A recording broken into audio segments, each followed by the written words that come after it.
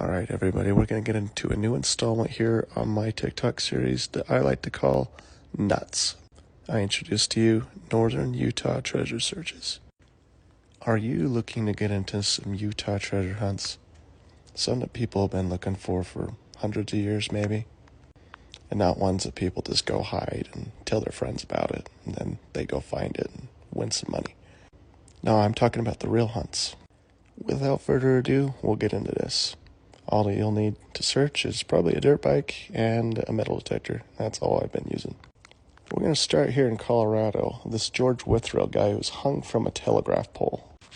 He was hung for murder and escaping prison and all sorts of other things. But prior to all that, he was a stagecoach driver in Utah, Corinne, Utah. It's said that one day while he's driving stagecoach from Corinne, Utah down to Ogden, Utah, that 3 passengers boarded him with cargo. And along the route, some officers stopped them and apprehended these 3 guys. Withrell continued on his route.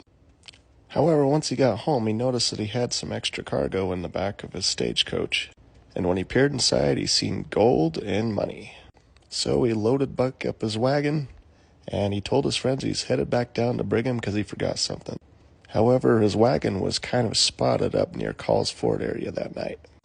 Anyhow, Withrell goes out and hides all this loot somewhere, comes back, and the next day an officer approaches him and asks him where this box was that was in the back when he had apprehended those 3 suspects.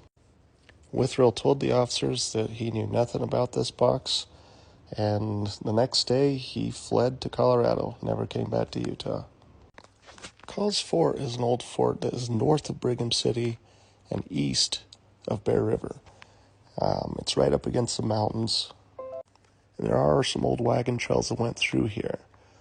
I believe that if I was trying to hide something and I was driving an old wagon train, that I would have went up one of these little canyons and hit it along the side of it. So my plan this summer is to get on my dirt bike and get some metal detectors, try to find this little box up that canyon. Hopefully I don't end up like this guy though.